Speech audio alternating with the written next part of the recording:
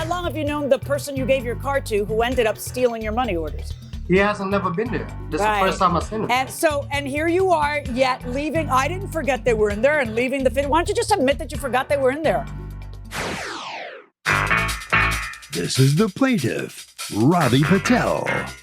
He says he brought his car to the defendant's shop for an oil change, and his worker stole 2 money orders from inside the car. The worker denied entering his car. The security video shows he lied because he was inside the car 3 times.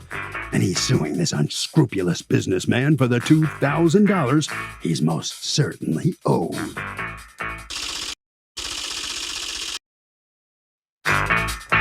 This is the defendant, Charles de Alameda. He says the plaintiff has provided no proof to him or the police that he purchased money orders. And there's no way he's handing the guy $2,000 just like that. He thinks the plaintiff's trying to pull some sort of scam on him. Because if he did have money orders stolen, he would go to the post office to have them canceled. Owe him all this money? No way. He's accused of theft. All parties, please raise your right hand. What you are about to witness is real. The participants are not actors. They are actual litigants with a case pending in civil court. Both parties have agreed to drop their claims and have their cases settled here before Judge Marilyn Milian in our forum, the People's Court. People's Court is now in session. The Honorable Judge Marilyn Milian is presiding. Litigants have been sworn, Your Honor. Thank you, Douglas. You're welcome. All right, Mr. Patel, you're suing the car wash owned by Mr. De Almeida for $2,000, $1,500 of it for stolen money orders by an employee of his, and $500 for pain and suffering. Tell me what happened. Good afternoon, Judge. So on the morning of August 19th, I stopped by Garfield Avenue, which is Mr. Charles' car wash / oil change. So I happily stopped for a car for oil change. So there wasn't nobody on the line, so I was the first one. So I put my vehicle in. As soon as I put my vehicle in, it was 2 employees. What had you left in the car, Mr. Patel? Oh, it was 2 money orders. It was a money order. How much were the money orders for? $1,500. One was for rent and one was for my child support for my son. How much was the child support? $300. $300. And how much was the rent? $1,200. All right. And when had you picked up those money orders? A day prior to this. Did you forget they were in the car? No, I didn't forget they was in the car. I placed them in the car. Normally nobody enters my car. Right, I know, but now this isn't normally. You're giving your car over to strangers. So did you at that moment, did you just forget they were in there? I didn't forget they was there. So then why the heck wouldn't you? Then let me ask you a question. Why wouldn't you pull them out before you gave them the car? I've been going to Mr. Charles' I don't care. place for over 12 years. How long have you known the person you gave your car to who ended up stealing your money orders? He hasn't never been there. This is the first time I've seen him. And here you are, yet leaving. I didn't forget they were in there and leaving the. Why don't you just admit that you forgot they were in there? That doesn't matter. Okay. Just be honest. Don't tell me you. No, this is a weird. Your Honor, so I'm sorry to talk over you, but it's the most weird thing. I've been going there for about 10 years, and anytime I get an oil change, I'm inside the car. All right. So this first time I see this video, I see this worker. He tells me to open my hood. I open my hood, and he tells me to get out the car to go wait inside, which I felt weird. That never ever happened. And that wasn't a clue for you to pick up your $1,500? I didn't think about it. I took out my car. I took out my son from a car seat. So then I was right when I said you forgot, right? Because you weren't thinking about it. Yeah, you weren't right. saying, oh, let me make a calculated guess. This guy I never met before is doing something really weird, asking me to leave, so let me leave $1,500 there on purpose. You didn't do that, right? So you go into the office to wait, and then what happens? When do you realize something's wrong? I go into the office, I wait. As soon as I waited, the manager hands me the receipt. So once she hands me that, I go back into the car, put my son in the car seat, start the vehicle. I realized the glove compartment was open. The middle glove compartment was open. So as soon as I realized that, I pulled on the side because I was about to merge right to enter the wash side. So I realized it was open. So once I realized it was open, I merged to the side. I looked, I realized I was missing money orders. So you pull over, you don't even go into the car wash, and then you go inside and do you talk to the manager? So I go inside, speak to the manager. I tell him, listen, you know what? I'm missing money orders inside my car. I asked him, did you happily see any money orders? He said, I did not go inside the car. No, I didn't see no money orders. So, like, I'm not going to accuse anybody of stealing money orders if I haven't seen them. So, first thing that rang my mind, I spoke to a manager. I told her, listen, I'm going to run to the post office, which I did. I went to the post office, spoke to the same lady that made my money orders. And I told her, listen, the 2 money orders I had, like, I just went to the car wash. It was stolen. Is there any way you could cancel the money order? He said, I can't cancel the money order. I can't cancel the money order. I can't track the money order. So first thing I did, like, I ran right back to the car. Wait. Why couldn't she? Once you print out a money order, you can't track it or nothing unless you have the money order. No. The reason she couldn't is that you stapled the receipt and the money order were together. You didn't separate them. Yes, that was so together. You didn't have numbers to give her. If you could have given her numbers, she could have done something, right? Yes, you're right. Right. Okay. So, which emphasizes just how crazy it was to leave these things in there. Let me hear from you, Mr. De Almeida. When do you get involved? I was not on site when this occurred. I received the phone call. I was actually in Florida, and I spoke with my person in charge, and the police came, and I gave them access to my camera system. I was on FaceTime with them for well over an hour, going through my camera system with them. Because if I have a thief working for me, I don't want them on site. Well, let me ask you, supposedly the guy who entered his car had told him he didn't enter the car and told the police he didn't enter the car. And what did you see when you looked at the tape? We did see that he did go in the car. He was not truthful with what he was saying. And I do understand that. I know Mr. Patel, he's been a good customer. But at this point, he could have told me there were $15,000 worth of money. He could, but he didn't. Correct, but I don't have any proof whether they were $15, $1,500, or $15,000. So at that point, it becomes an issue of there has to be some kind of a proof. Otherwise, I have an open door for everyone to come in and just say, oh, there was this in my car, there was that. Well, yes and no, because do you have some kind of doubt that he's truthful about what he's saying? I think he's sincere. I think he's upset. I think he spotted it right away. He didn't leave the premises. He brought it to the attention of the supervisor. He tried to solve it by going to the post office, and then he came back. He interviewed the guy. The guy says, I was never in your car. Guy tells the police he was never in the car. Turns out he was in the car, wasn't he? Oh, and I cooperate. How many times was he in the car? With Mr. Patel. If my recollection would be 3 times. 3 times he went into Mr. Patel's car. Not only that, we see him on video. According to you, you see him on video leaving your premises. That's also in the middle of the workday. Right? And I am the one that gave you the police report because, as I said, if I have a thief working, I don't want them there. Did you fire him? I don't doubt. After, yes. Well, let's go through it. First, you threatened to fire him, and the guy said, I'm going to sue you, right? Correct. He threatened me with the labor department, and he told me that his attorney told him that was not grounds for me to fire him because he was not arrested and no evidence was recovered. Okay, but why would you believe what he's saying? You can fire him for any reason. He's an at-will employee at a car wash. I understand. Yeah. So you get scared once he says that, and you tell Mr. Correct. Patel, Mr. Patel, what does he tell you, Mr. De Almeida tell you? So he tells me when he got back, oh, we could solve this. I'll pay you, but I cannot pay you because he's not found guilty for it. So the only way I could pay him, if he's no longer working here and he's found guilty.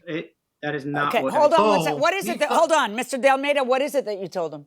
Okay, I told him that the fact that he was not arrested and no evidence was found does not leave me grounds to, number 1, fire him, and number 2, pay the money. Okay, first of all, that's not true. You could pay the money from just a customer service standpoint because you have an employee who's a liar, and then you could fire him because your employee lied, both to the police and to one of your customers saying he was never in the car, and you have him on video going in the car. No one has to nail him to a cross for theft in order to fire him or for you to pay back. That's just nonsense. So now, stop. So you tell him, oh, he's got to get arrested. So now, Mr. Patel, what do? You make a plan to get him arrested, just like Mr. De Almeida asked you to. And what do? He sends me a text message saying, "Oh, he'll be here on this Sunday, or he'll be here Thursday. When he gets here at 8 o'clock, I'm gonna send you a text message. He's here, and you could call the police because it was already a warrant issued for his arrest." So 8 was like around Whatever 8, time it was on Thursday, he texts you, because I've seen the text saying he's He here. texts me You contact saying the he's- I police. sent it to you. There's a showdown I at the contact the car wash, police. and the guy gets arrested, right? Yep. And now Exactly you, what happened. Mr. De Almeida, your hands are clean. You can sit back and relax because you don't have to worry that the guy's going No, to that's sue you not because he correct. got arrested. And then you, No. Mr. Patel, say, No. okay, Mr. De Almeida, I did what you said. Can I have my $1,500? And what does Mr. De Almeida say to you? He tells me, "No, there's nothing I could do. He's not guilty. He's not guilty yet. He's not convicted. So So there's we got to nothing I sit could around do." and wait a few years for him to get convicted. Yes, Then we'll talk exactly. about That's it. exactly what he told me. Your, All right, Your Honor, Mr. I De sent you the Almeida, text message. what possible reason could you have to tell the guy that when you know that your employee was up to no good? You know it so much that you made sure your employee got arrested and you didn't want him working for you. If it's good enough for you, why isn't it good enough for me? I was being told that this had to be solved in this type of situation in a courtroom, that I could not pay him because it would be Who told you pleading that? guilty Who are you for my asking questions employee. of? You're the boss. The people I speak to, that's what I was being told, and that's what I believe. Well, that's ridiculous. And I A felt lawyer that- didn't tell you that. It was someone that I spoke to. I'm Yeah, not just certain people, he's- just gossip, just I read it on a bathroom wall. How about if your policy has something to do with decency as opposed to, hey, other people told me? Like in a million years, if I knew that an employee of mine had just lied and had been in the car, what other reason is there for him to be in the car? We both believe Mr. Patel. We don't think Mr. Patel is milking this. He's not some kind of trickster or thief. He's somebody who's been your never said customer as much. I know that, but you're treating him like he is because he tells you, I had this here. And if you believe him, then he had it there. And he tells you it's no longer here. And if you believe him, then it's no longer there. And he tells you, I think your guy did it. And your guy tells you, I was never in that car. And you see with your own eyeballs the videotape of him going into the car thrice, and then in the middle of the workday, leaving your building so that he can go and hide the money. I think it's pretty obvious what we all think. You think it so much that you want to make sure the guy got arrested. So I have to imagine you think it because you don't want some decent law-abiding person to get arrested just for your benefit. So I'm going to go with the assumption that both you and I believe Mr. Patel had $1,500 worth of money orders there and your guy stole it. I also sent you text messages showing that I was cooperating with Mr. Patel, with the police. You are cooperating with everybody so long as you don't have to dig into your own pocket. You're That's super not cooperative and polite, but you don't do the one thing that you should do, which is dig into your own pocket. Your It Honor, shouldn't there be was his no loss proof that you of hired any somebody of- who's a thief and who isn't adequately supervised. You know what? We're done. You don't get pain and suffering in a case like this, Mr. Patel. Let this be a hard lesson learned that you probably shouldn't trust everybody. And you should probably remember when you have $1,500 in the car, and you should probably take it with you. In fact, I do not know why this is so hard for men to do. It's time for y'all to start carrying a purse. Because you lose your licenses, you lose your credit cards, you lose your money, and then everybody's like, oh, it's in my pocket. No, you need to know where your stuff is, okay? So there's no pain and suffering in this type of case. But I am, however, Mr. De Almeida, ordering you to pay him back $1,500 because the standard of proof in a civil case is more likely than not. I don't need to wait till some other judge or jury finds him guilty beyond a reasonable doubt. That's not the standard in a civil case. You owe him the $1,500, verdict for the plaintiff. Thank you. Thank you, Your Honor. So the plaintiff is going to get his $1,500 from the car wash owner. Mr. De Almeida, let me ask you something. Number one, what do you think about the judge's decision? I'm at peace with it.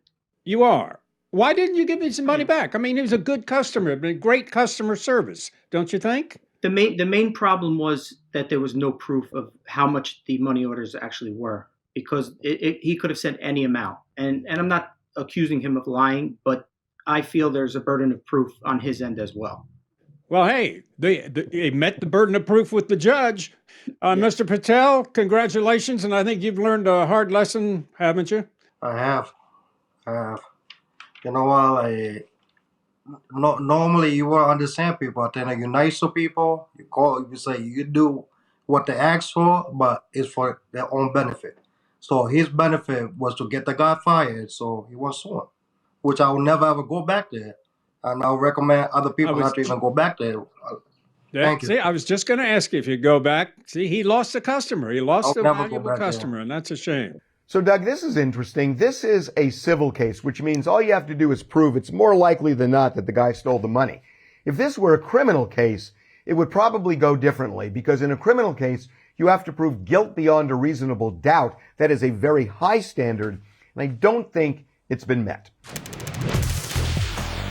We have property on the river that's right next to the homeowners association property. We've never fenced it, and we've let people use it for fishing, riding, and walking. Can the homeowners association claim it as theirs after years of using it? Can we be held liable if anyone gets hurt on it? I think homeowners should always be mindful of whether they have, most places require you to fence around a pool, for example. But if you've got people who are accessing your property all the time like that and on a riverbank, there's potential liability. Normally, you're not liable to a trespasser. But if a trespasser was a child and there was a dangerous An condition attractive there. nuisance there Maybe they that had a would- rope swing near the water, or who Yeah. knows what, a swing set, and the child fell in. Yeah, there could be liability. For I something think like it's a that. very bad idea not to fence Right. that. And I know people may think that sounds unneighborly, but when someone gets hurt, they're going to sue your homeowners. Now, as to the adverse possession, that's a concept in the law that says, I've used your property Right. for 20 years, so now, or for X years, so I should be able to keep using your property. But you want to talk about that? Well, that varies by statute from state to state, obviously. It would be what you call adverse possession. Sometimes they call it an easement by prescription. It says, that people can come and go on your property because they've always come and gone on your property. In Florida, I think the rule is 20 years. In other states, it might be less time. But in order to nip it in the bud, just put a little fence there and close it off and make sure everybody stays safe and you don't have those problems. This is the plaintiff, Ronald Wright. He says he sells sneakers online and sold a pair to the defendant, who's now posting lies about him selling fakes. He was almost in tears when he saw it because he has built up his business over the years since he left the military, and it's an outrageous lie. He's here suing the defendant for the $5,000 he surely owed because his business has been impacted negatively.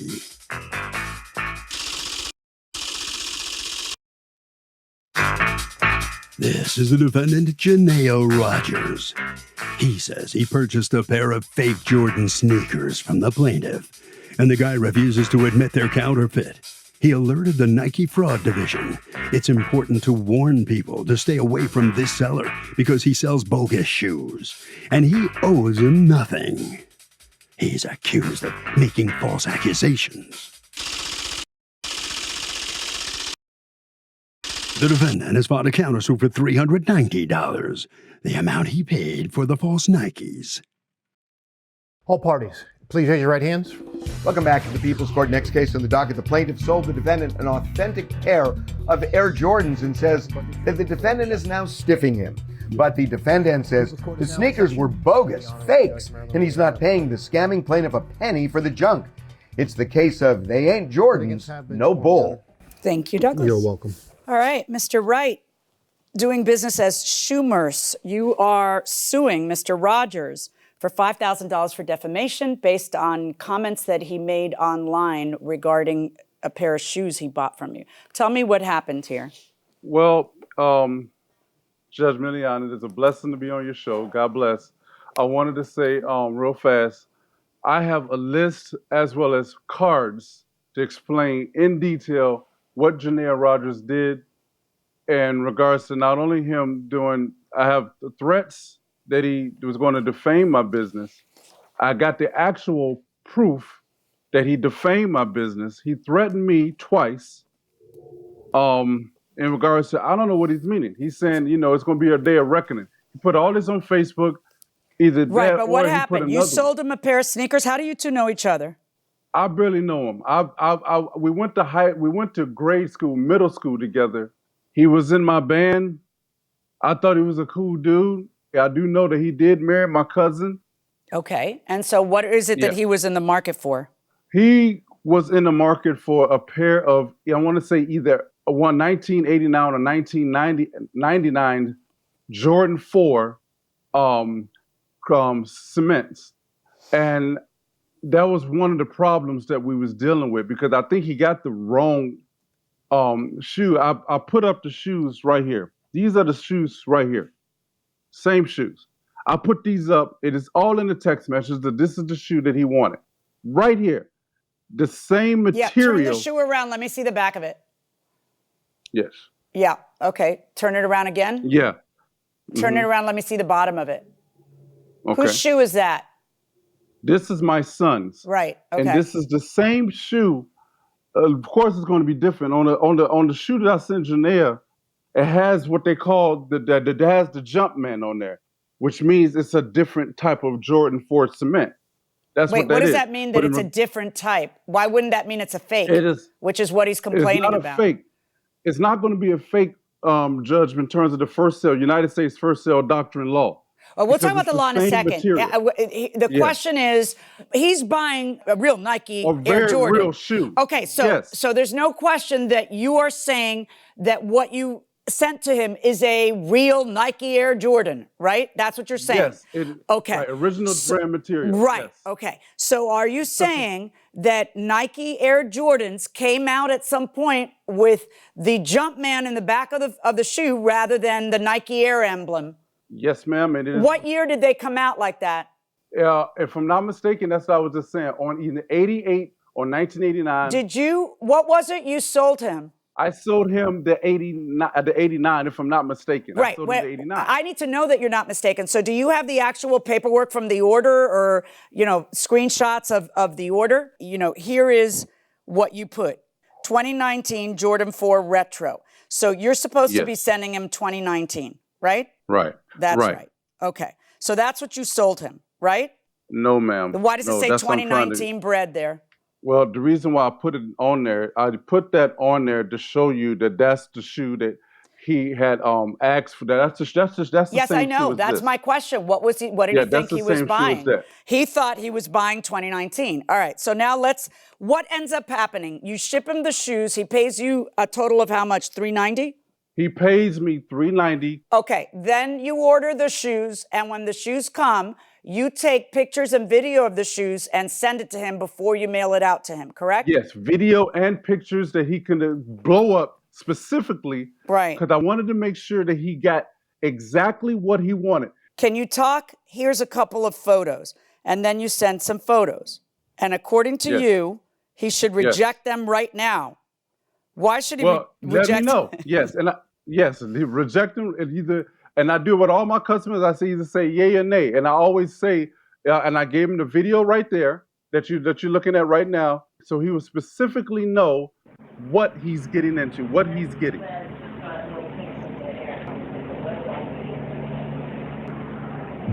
always do that for all of my customers. Can you stop talking? Okay. So then you mail it to him and you receive him, Mr. Rogers, and what seems to be the problem? Hey, as soon as I opened these shoes, I knew better. First of all, it started with the box. That box is not the box those shoes come in. I'm an avid Nike Jordan collector. I got a box right here that those shoes come in because I had those shoes before. Okay, let me see the box you have there. This is the box they're supposed to come in. Okay. The exact box, Ron. Now, what I want to understand is every time that a new iteration of the shoe comes out, it's always going to be the same box? With that version, the 3s, it comes with that flight box. You look at the tongue on those shoes, it says flight with the Jumpman under it. Okay, so go on. Well, how else did you know? Oh, pick the shoe up. I sent you guys the shoes. You picked did. That shoe up. I haven't had a piece of evidence in my hands in 2 years. I haven't been able to touch evidence with this remote stuff and COVID. It's a beautiful And he is so upset at you, Mr. Wright, that he actually shipped the darn shoes to me. So gimme. Look at that box. I mean, ask your bailiff. He might collect Jordans. Why? Why you say that? Why you got to say that about him? How do you know I don't collect them? You don't know that. Look at that shoe. Nothing wrong with it. Check out the quality of that shoe. Has nothing to do with the quality. What do you mean it has nothing has to a do lot with to the do with the quality? quality. No, he's it asking doesn't. me to No, it look at the doesn't. quality to decide whether or not you're pawning a fake on him. He says these I know, aren't but it real has Air nothing Jordans. to do with it. No, it is not. Quality has nothing to do with whether these are real? What? Not really. Not really. Okay. It only has to do with the material. Yep. What do you mean? Sure, Tell check me out the about that. Wait. material. What Check did you the- mean by that? It only has to do with the material. Okay. The first sale doctrine, in regards to original brand material, says this: is that if you buy a shoe, but whether it's from the manufacturer, which I don't know what my third party gets it, or whether you get it from the actual brands, if it's any part of the original material of the brands of the brands branded shoes, it is not considered a counterfeit or fake shoe. It will not, and technically, So if you make it's it out not of the same supposed- material, then it's a real Jordan? It's the real Jordan, by the grace of all God. Yes. So long as it's the same, okay, Yes. you're nuts. That's not what it says, okay? What the first sale doctrine says, Mr. Wright, is that if you buy a Nike shoe from Nike and then you want to sell it on eBay, Nike can't sue you for selling Nike shoes. That's what the first sale doctrine says. That And is it also very says- different than what you think the first sale doctrine says. Okay, let me ask you, Mr. Rogers, let me hear from you now. You get these shoes and tell me what your impression was when you saw them. I was flabbergasted when I saw these shoes. Just like, did he really send me these fake shoes? As soon as I saw them, I know better. Why? Come on, man. I've been buying Jordan since I started working at the age of 14. I'm 46 now. I know the quality of Nike shoes. Come on now, that's not suede. That's not nubuck. That's paper with velvet spray on it. Okay. Synthetic leather. What else? Come on, man. Check out the flaps on the sides. This? That right there. Yeah. That's straight trash. Okay. It's going in the wrong direction. Okay. The flaps push down in the front of the shoe. Okay. If you see that, you feel that? Yep, You feel that? I do. It's just No. Synthetic leather. You Kind of- tell me Michael Jordan, Nike, you are defaming the Nike company. You need to be sued by Nike. Very, very wrong. That's all what I have else to is say. wrong? It's thin. It's not that thin. I have two other pair of just Jordans in that series. Why didn't you send me the real ones? Oh no, you're not Your getting my real shoes. ones. I'd like to see your real ones and compare them side by side. Nah, I'm not sending my real shoes anymore. Yeah, I You can didn't have think you those shoes. You can have those. Those shoes would never grace my feet. Never grace your feet. Never. All of the things that Janelle was saying has nothing to do with the shoe being fake or real. Nothing. I'm just going to be. So how's a person, wait a minute, if not by looking at it and Nothing. saying this is an obvious fake because it doesn't use the word Nike Air anywhere, because whoever made it didn't want to get sued, because the gray is off, because the tongue is short, because the back is short. You know that the words Because real Nike versus- Air appear nowhere in the shoe, right? Not on the inside, not on the outside, not on the flap, not on the tongue. What year were these sneakers made, according to you, Mr. Wright? These were the ones made on 88 and 89. Okay, but you know And let me that, show you let's right just now. start right off with this. You sent him a picture of the ones that came out in 2019 and told him you were selling him those. You know that, right? I told them that I was selling them, and then when they came in to me, I got a little frustrated. I did. Oh, you at did, my right? Third party. You did get frustrated because I did you get felt really that you didn't frustrated. get what you ordered, right? I felt I didn't get and what then I you want, sent but I him did. pictures and video, and you want To the make problem sure you had that to he become wanted the to- problem he has. You want No, I Mr. did not. Rogers No. to eat it because you didn't want to eat it, because when these came in, you got frustrated. Because I got to tell you, when No, these came in, he got frustrated too.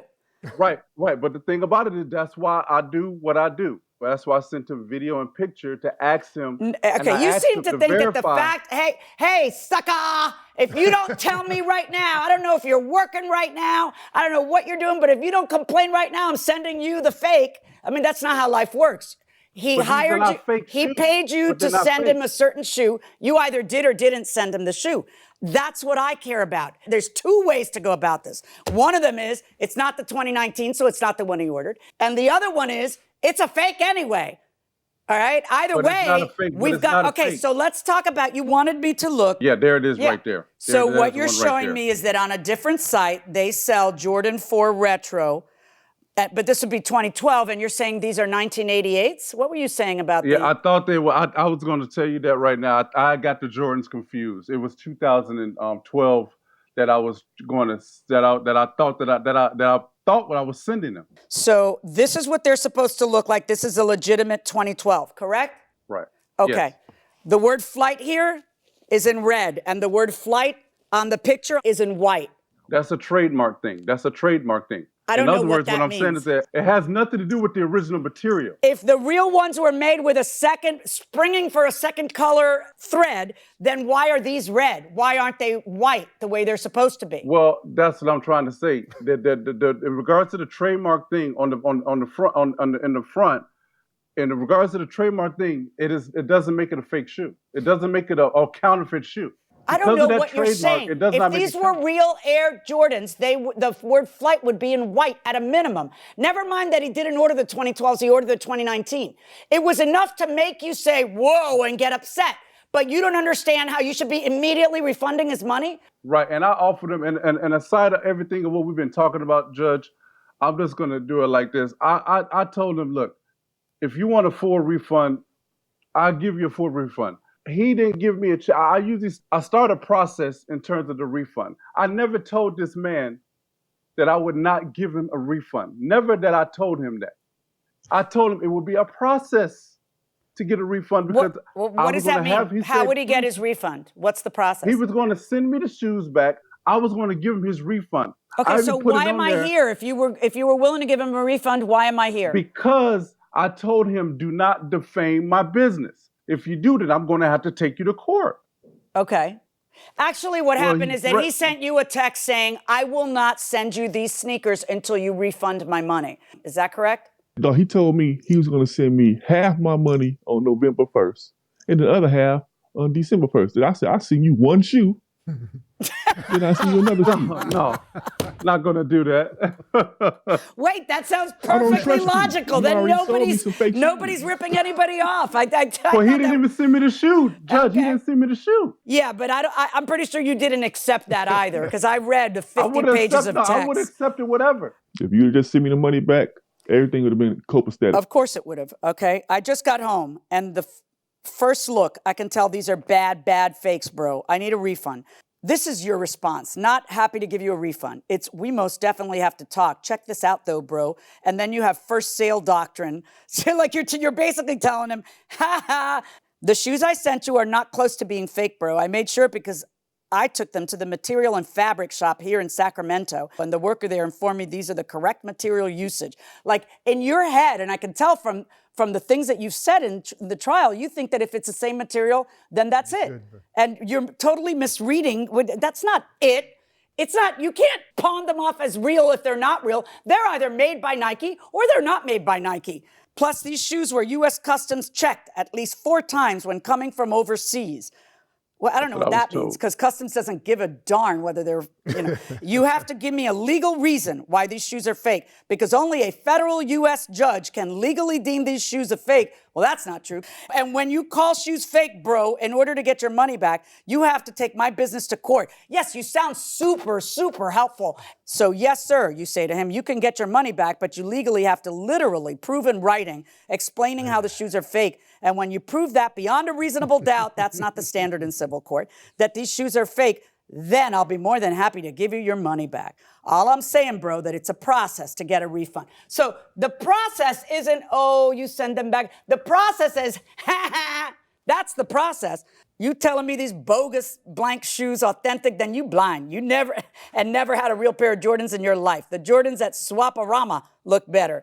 And then later on, I told him I'll give him a full refund. Yeah, I know. If he sends you the shoes first. He doesn't trust you anymore because you pawned them off as real. And even you had a concern when you looked at them. And all you did was figure out if the material was the same, because in your mind, that means that they're real. I don't know why. And then you tell him, sue me. And then you're surprised that things go down the way they do. On Mr. Wright's case, doing business as Schumer's against Mr. Rogers for defamation, I find in favor of Mr. Rogers. On Mr. Rogers' counterclaim, take these shoes back. You're giving him the $390 that he paid for the shoes back. That's my verdict. Good luck, folks. Thank you. So the plaintiff fails in his attempt to get $5,000 from the defendant, Mr. Rogers.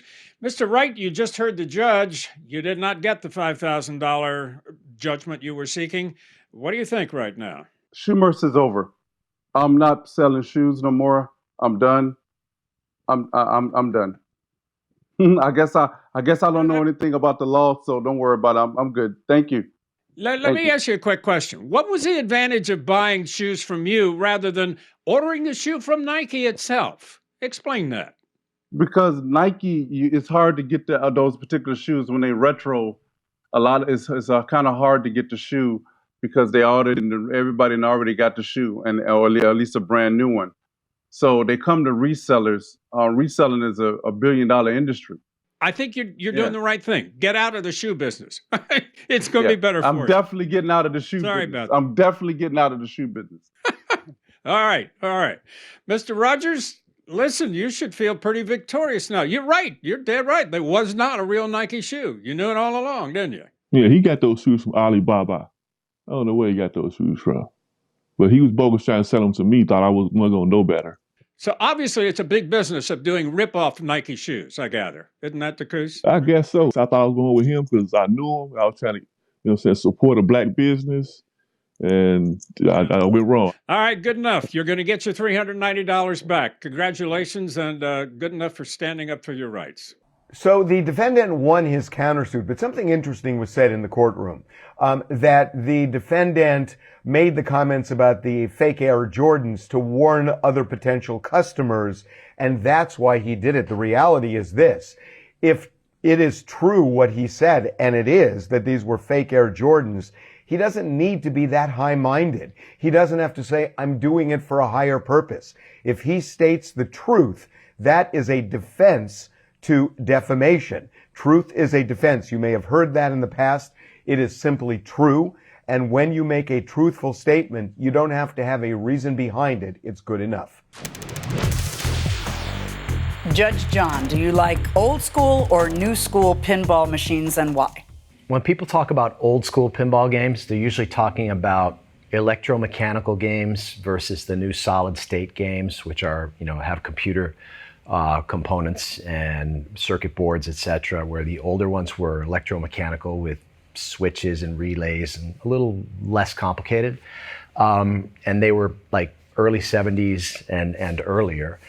The electromechanical ones. I don't have any of those. I only have the. Oh my! You're seem ancient. You don't have any from the 70s? No, I have some. We have Bullwinkle and Rocky. That one's like 20 years old or 30 years old, but that's not that old in the pinball. No, I'm surprised they were manufacturing them only 20 years ago. But I love the old games. The old games have shorter flippers. Some of them are like 2 inches instead of the 3-inch flippers you see on modern games. It makes it a little tougher. I think they're more challenging, but they're magical, and they take you back because the themes and the sights and the sounds from your childhood are in those games. So basically, the net of all this is that we're old. We just want what reminds us of our youth. Exactly. I'm trying to recapture my youth. Yes. So long, farewell, aloha, and auf Wiedersehen. We'll see you next time.